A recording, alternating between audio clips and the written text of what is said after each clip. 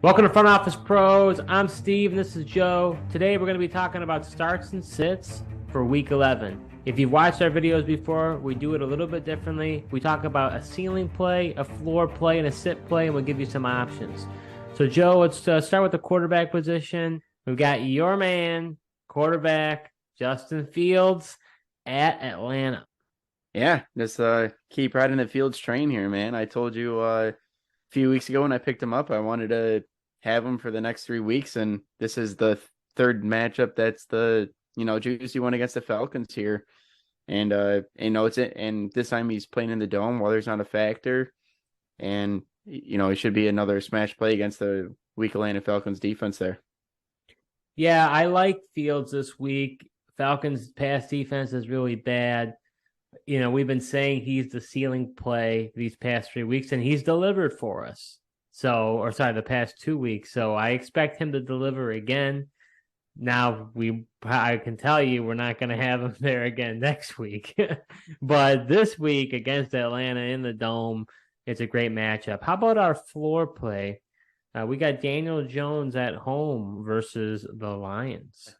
Yeah, Steve, I think Daniel Jones is a fine, safe play this week.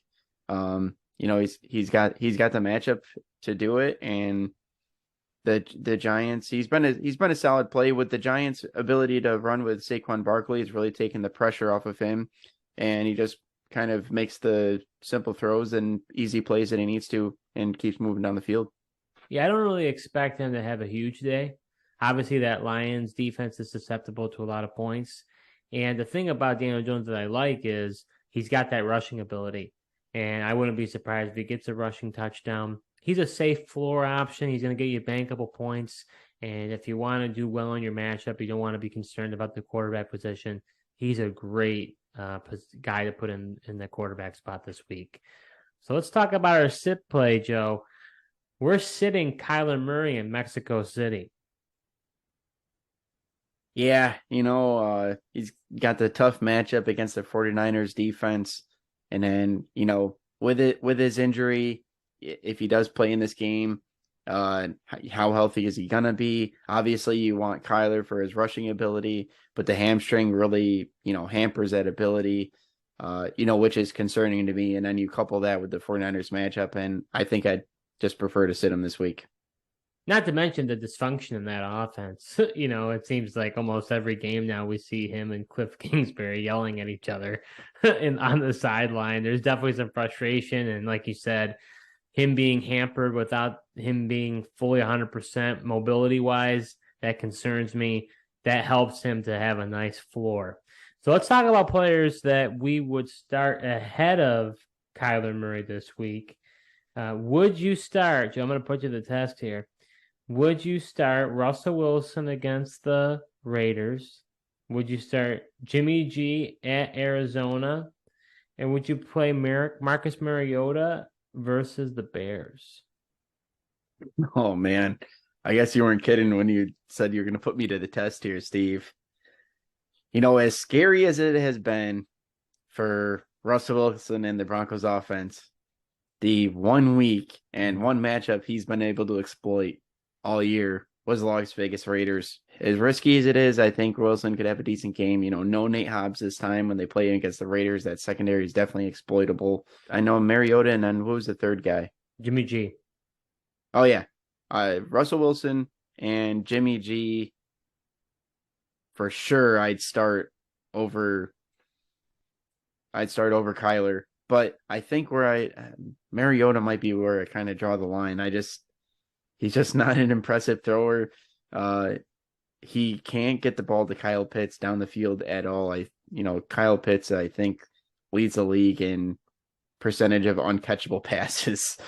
So definitely the other two, but Mariota's where I draw the line with Kyler. Yeah, I'm with you. I mean, Mariota would be like, you hope he has a good floor. That's not a good thing. You're hoping for the ceiling, not hoping for the floor. So I agree with you. I wouldn't start Mariota. I would be willing to start both Russ. Feel stronger about Jimmy G, but I would be comfortable with both of them. Now, would you play one more for you in the same matchup? Would you start Goff against the Giants Or we talked about Daniel Jones against the Lions. Would you start either one of them ahead of Murray? Oh yeah, I think I definitely be willing to. I like Daniel Jones' side against the Lions defense. Um, I might even be willing to throw the dice on Goff there over Murray as well. Um, Giants do have a decent defense, but he can have some good games, especially if Amon-Ra's healthy. Yeah, I'd be willing to roll the dice with Goff. Okay, see, I'd start Daniel Jones. I don't think I'd start Goff unless I'm really chasing the points. And I have a feeling that, maybe who knows? Seeing as the Lions are always in a shootout. So there's always that That's element. Yeah, exactly. And that's kind of what I like. I love quarterbacks with bad defenses. As do I. So let's go to the running back position. Our ceiling play is Cordarelle Patterson versus the Bears. Yeah, I know. Cordarelle Patterson had a pretty disappointing game last time out against the Panthers, but that a lot of that I feel like could have been due to the weather that game. Even though, I know it was, with the rain, the wet conditions on the field, they really didn't give him that many opportunities, which I was kind of surprised. But I think he rebounds this week. Back at home in Atlanta, and then against the Bears defense is a really juicy matchup as well. Juicy matchup. We've seen the ceiling before. He could get multiple touchdowns. And I think they were holding them back a little bit with that rain game. He just came back from IR. I think maybe it's delusional on Arthur Smith's part, but I think they think that they could win the NFC South and they're going to need him. So I don't think he really wanted to put him in harm's way. So I like him as a ceiling play this week if you're chasing the points. How about for a bankable floor play, Joe? We've got running back Brian Robinson at Houston. Yeah, right now, man, it's if your running back's going against Houston, you just pop him in there. I mean, you saw Barkley have a nice week last week, and then Robinson, had a pretty good game against the strong Eagles front there, 86 yards, but he had 26 opportunities on the run there, so that was pretty surprising. If he gets that type of utilization, he's going to be a really safe play for you. Well, Riverboat Ron, I could see him having that be his game plan, just pounding the rock with Brian Robinson, and winning, gritting it out for the win. I mean, Heineke, he has some magical moments, but I just don't think he's that reliable of a quarterback. So to me, I think it's going to fit the game plan. And, the hope is that Brian Robinson gets you the touchdown. If he doesn't get you the touchdown, he may not get you the floor that you were hoping for, but I think he'll get in the end zone. And that's why I think we believe he'll be a safe floor play. But our sit play is running back Alvin Kamara going up against the Rams. Yeah, this is going to be hard for Kamara owners. Whoever has him, and put a decent amount of investment in him,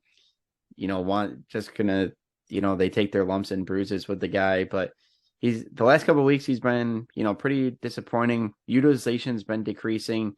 Really hasn't put out that much ever since he had that nice receiving game against the Raiders. And then, the tough Rams defensive front that he's facing here, I'm comfortable benching him this week. Yeah, people want to talk about Aaron Donald all the time, which rightfully so. I mean, the guy is an absolute beast, but they don't talk about A'Shaun Robinson enough. I mean, he is unbelievable against the run. And to me, like you mentioned, with the recent struggles that Alvin Kamara has had, I don't know what this, they could say all they want about the Rams offense. It's got its problems, but, the Rams defense is still a tough out. So to me, I would, be comfortable benching Alvin Kamara for sure. So let's look at some players that we think would be players we would consider starting over Alvin Kamara. So I'll give you a few here, Joe. Would you start Dameon Pierce against the Commanders, Tony Pollard at Minnesota, Miles Sanders at Indianapolis? Yeah, I think I'd be willing to play all three of those guys over Kamara. I would too. The tough one is Miles Sanders, just because I just don't know what his workload and opportunities with the Eagles is kind of iffy from week to week. But I think I'd be able to start all three over him. I'll give you three more. David Montgomery at Atlanta, James Conner versus the Niners, or Singletary versus the Browns. Yeah, again, I don't know. I might be willing to start all three of those guys over Whoa! Kamara, honestly. Um, I would. single, yeah, I mean Singletary definitely has a lot of potential. The Browns run defense doesn't scare me. Um, Connor tough 49ers defense matchup there, but I think he gets enough workload and then if he gets into the end zone, he's going to hit his floor for you. And then Montgomery without Khalil Herbert, we've seen teams be able to exploit the Falcons' rushing ability before. I don't see why he couldn't do it.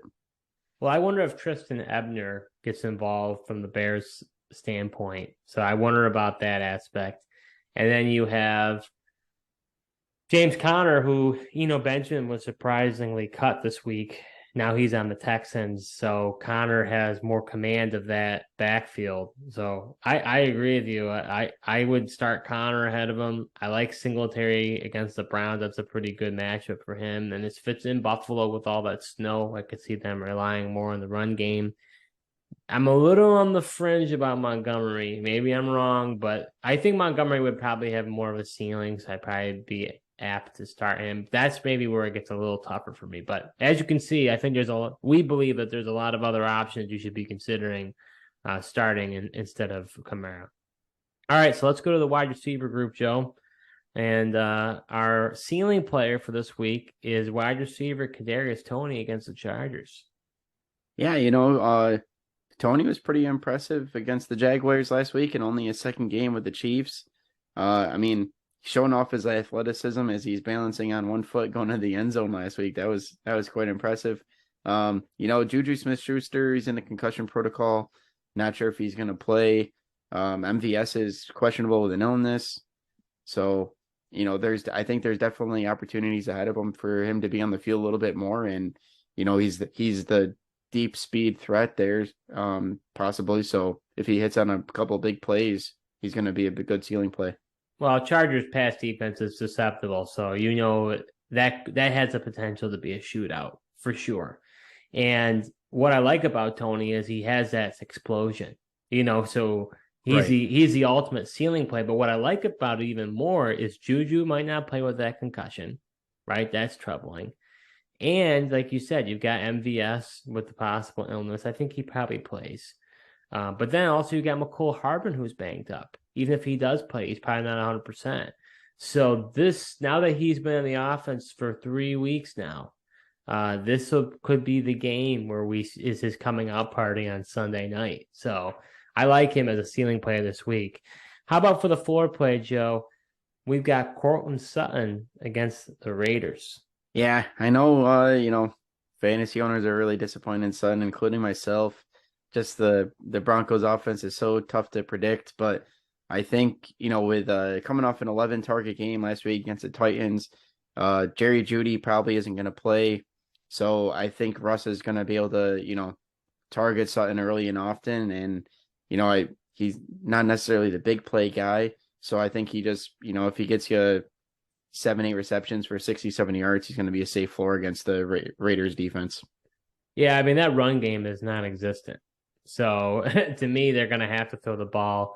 And the one game that Russ actually had success was against the Raiders. And so for me, I like that component of it, as well as Sutton had a really good week against the Raiders and no Jeudy and no Hamler. So I think we can feel very confident that Courtland Sutton is going to get, at least 7 targets, if not maybe even possibly 10 plus. So if he's going to get that many targets, he's going to get opportunities. And I think that floor is not a given for every receiver out there. Right. Yeah, I agree with you. All right. So our sit play, we're going to be sitting DeVonta Smith. He's going up against the Colts, Joe. Why are we going to sit DeVonta Smith? Yeah, we picked him as a ceiling play last week. A lot of that had to do with playing the Commanders, and he had a nice week the last time he played the Commanders. But the last few weeks, even though he had gotten a decent amount of targets, and there's receptions, it just doesn't seem to equate to the yards. So it doesn't seem like they're sending him on those deep routes. Everything's kind of like shorter, short to intermediate for him. So I just think there's probably some better options. And then it's, Colts don't have a horrible defense. I'm not sure, who's going to get Gilmore, so I think you can do better than DeVonta Smith this week. Yeah, I think for me, I agree with you. And I think the thing with DeVonta Smith is he's had some pretty boom games, but more likely than not, he hasn't been as much of a factor. And like you mentioned, we liked him because of the matchup last week, and that's why we stayed with the ceiling play. But I think there's some other options that are better than him. So let's go through a few, Joe. Would you start Rondale Moore against the Niners, Deontay Johnson versus the Bengals, or Garrett Wilson at New England? Yeah, I think I'd start all three over him. Yep, I'm with you. I'd start all three. Let's keep going. Would you start George Pickens versus the Bengals, Josh Palmer versus the Chiefs, and we talked about Toney at Chargers? Pickens is the one guy I'm kind of going back and forth on. So definitely Palmer and Toney. Yeah, I definitely start, that Chiefs Chargers game. I know it didn't live up to the potential shootout earlier this year. But I think it possibly could this week. So I'd want pieces in that game. Without Chidobe Awuzie, the Bengals secondary is definitely banged up. It just matters of Pickens' involvement, and then him and DeVonta Smith, I feel like are kind of the same thing. They're kind of both ceiling plays, no guaranteed floor. But I think Pickens might have a better chance to get in the end zone, so I think I would start him over Smith. Yeah, I think I agree with you. It's close. It's between the two of them, but the other two I'd start ahead of him for sure. Absolutely. All right, Joe. So let's transition over to the tight ends, and we've got our ceiling of the week, which is George Kittle in Mexico City against the Cardinals. Yeah, I know, Kittle's another guy you might be disappointed with so far. He's just kind of been, he's boom or bust, but he's kind of always that player. And I know most owners are probably like, oh, I'd never bench Kittle, but this is the week for him to have a great ceiling. There's only one other defense better to play it from the tight end standpoint than the Cardinals, and that would be the Seattle Seahawks. So I think Kittle should actually be able to have a really high ceiling this week. I want to say he had one catch and 21 yards last week. And so there's a temptation to sit him. You've got so many weapons in that offense now. And I wasn't even expecting McCaffrey and Elijah Mitchell to get as much action as he did. I thought it was just going to be mostly McCaffrey, but Mitchell even outcarried McCaffrey, which I thought was quite surprising. So with all those options at the Niners' disposal, Kittle could just basically be a glorified blocker, because he's very good at it. Against Arizona, though, you got to start him. I think he's a great ceiling play. I'm not as high on Kittle. I wouldn't blame you for sitting him during certain weeks, but this is not the week to do it.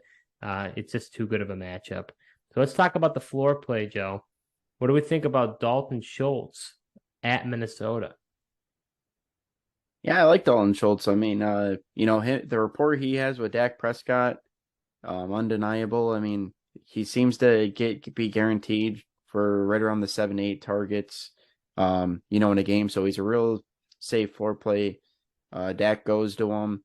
So, and then, Minnesota's defense, doesn't really pose much of a challenge, I don't think. So, yeah, that pass defense isn't very good. And like you said, it really does matter who the quarterback is and what rapport they have, because Schultz probably in redraft leagues, he might have been dropped for that period of time where Dak was out. Obviously in Dynasty, you're holding on to him and he's on your bench. But now that Dak's in, like you said, he's getting a consistent amount of targets week in and week out. He's a very safe floor play for you this week. So let's talk about our sit play. Some may be surprised by us saying this, but we're sitting Trey McBride in Mexico City against the Niners. Yeah, I know a lot of people might have rushed to the waiver wire once they saw Zach Ertz, out for the season, and people are like, oh yeah, this finally the number one rookie tight end coming out of this class is ready to go. But I think I'd just like to sit him and take the wait and see approach with him, given also that it's, not the juiciest matchup against the 49ers. But I think, I'm sitting him this week, but then if he performs, that gives me the confidence to potentially put him be able to play him from here on out. So I'm just taking a wait and see approach with him. Yeah, in redraft leagues, he's worth a stash. I think he could get more and more involved in the offense. They want to see what they have, with McBride. I mean, Ertz is not the future. He's on the older side. So they're going to want to see what he's capable of. But with this matchup, I just don't, and with Murray being banged up, just don't know if we're going to see that potential on display in Mexico City. So, Joe, we're going to name a few players. Would you start Dawson Knox against the Browns, Conklin at New England, or Juwan Johnson versus the Rams? Yeah, I'm definitely starting Juwan Johnson and Conklin over him. Knox is the little more of a question, but just because Knox is pretty much touchdown dependent, he doesn't really get targeted much else, but every once in a while he gets targets around the goal line and he'll catch a touchdown pass, and with how bleak the tight end position is, most of the time if a guy catches a touchdown, that's a halfway decent point week for you. I don't know, Steve. I don't know about Knox. You're putting me in a blunder there. Yeah, Juwan Johnson for me, I think, is an obvious start ahead of McBride. Yeah. I wouldn't start Knox over him just because of, he's really only gotten 6 targets, and he just really hasn't been involved in that offense as much as he was, last year. So for me, especially, and with the weather conditions, if they do play in Buffalo, just don't like that component there. Conklin, I think I started him instead of McBride. It would be tough for me. It'd be kind of a flip of a coin. But we have seen Conklin already have some big games. So I wouldn't blame me either way.